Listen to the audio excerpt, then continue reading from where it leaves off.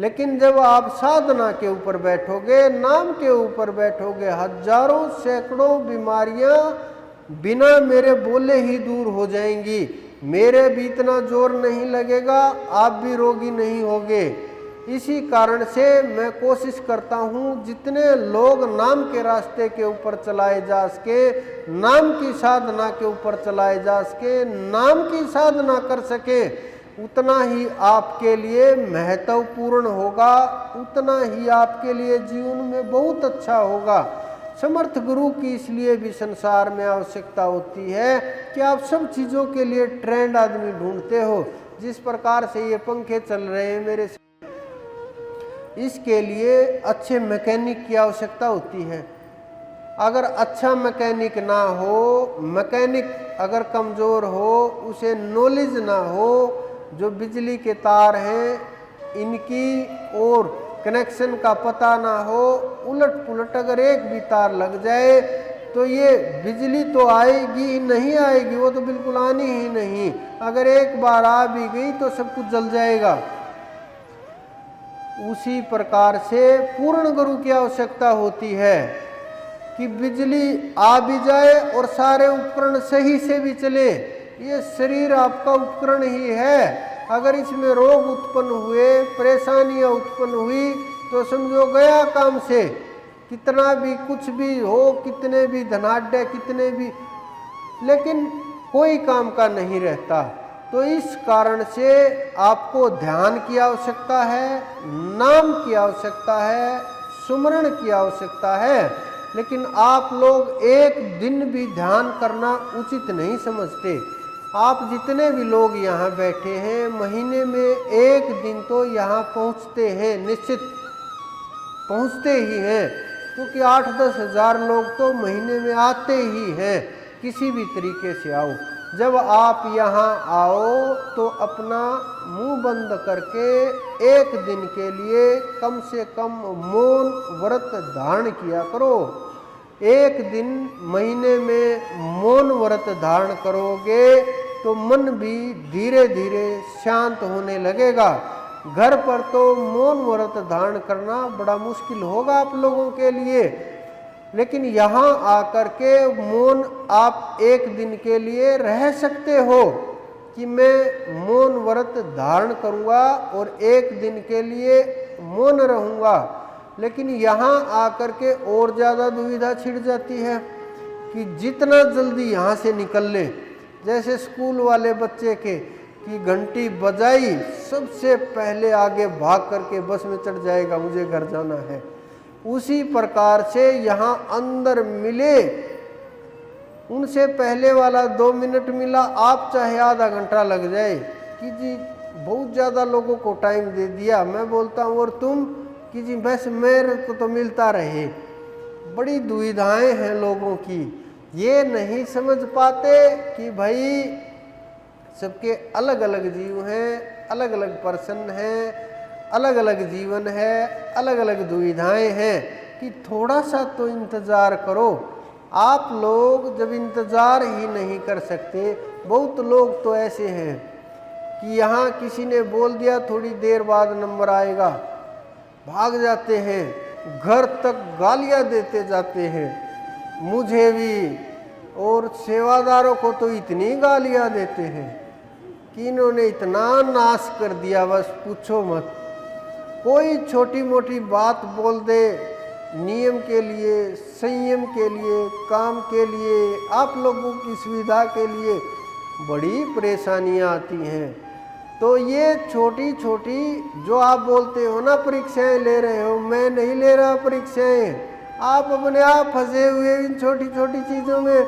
मैं फिर आते मेरे पास, मैं पूछता हूँ गालियाँ क्यों दे रहे थे कि जी बस माफ़ी दे दो, कि माफ़ी वाफ़ी कुछ नहीं, ध्यान किया करो। मेरे को तो देते रहो, बाहर मत देना किसी को, लड़ाई कर देंगे वो लोग। तो आपको ध्यान की सबसे ज़्यादा आवश्यकता है। बिना ध्यान के जीवन में कभी भी कल्याण नहीं होगा। चाहे आप कुछ भी करो, लेकिन बैठो, आदत लगाओ, नियम बनाओ कि हम 1 घंटा बैठेंगे, हम 2 घंटे बैठेंगे, हम 5 घंटे बैठेंगे। जब हमने ये शुरुआत की तो लोग कंपटीशन लगा करके बैठते थे कि मैं 5 घंटे बैठूंगा, मैं 10 घंटे बैठूंगा।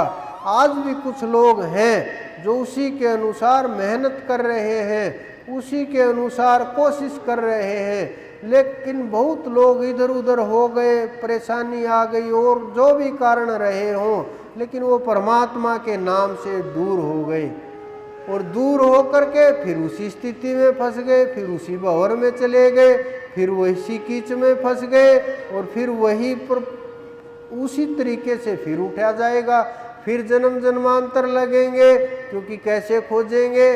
गुरु को स्वीकार हो ना हो बड़ा मुश्किल होता है।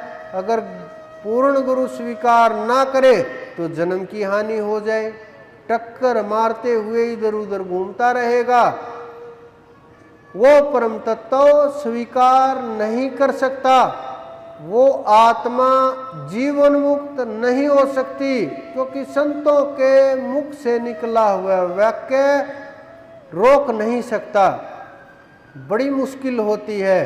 तो इस कारण से ध्यान की इतनी आवश्यकता है, इतनी है हद से ज़्यादा, लेकिन आप उसके ऊपर न ध्यान दे करके सांसारिक वस्तुओं के ऊपर, छोटी छोटी चीज़ों में, खाने पीने की वस्तुओं के ऊपर, टाइम के ऊपर, जो आपका सबसे कीमती समय है, ये समझो आप जब आप ऐसे बैठ करके उस परमात्मा के बारे में, आत्मा के बारे में, ध्यान के विषय में जानने का, सुनने का, वहाँ के रास्ते का, मार्ग का, चिंतन का, साधना का, समाधि का, अनुभव का जो आप लोग रस ले रहे हो, आनंद ले रहे हो, इससे श्रेष्ठ समय कोई नहीं हो सकता।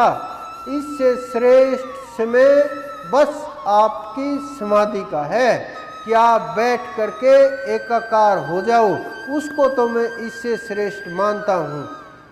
कोई मानता हो ना मान, मैं इसको श्रेष्ठ मानता हूँ कि आप एकाकार हो गए, अपने में लीन हो गए, दूसरे की आवश्यकता ही ना रही।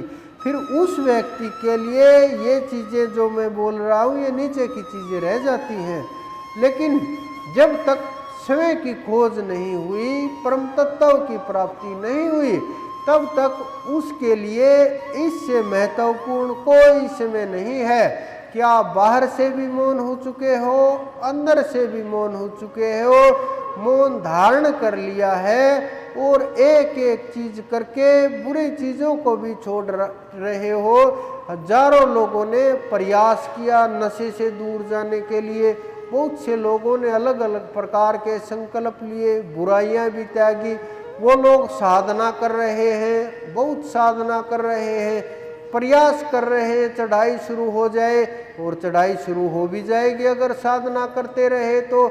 लेकिन जो कुछ समय के लिए छोड़ा फिर शुरू किया, उनके लिए बड़ी दुविधा होगी, वो फिर खराब हो जाएगा, उनका जीवन परिवार खराब हो जाएगा, फिर परेशानियां झेलनी पड़ेंगी।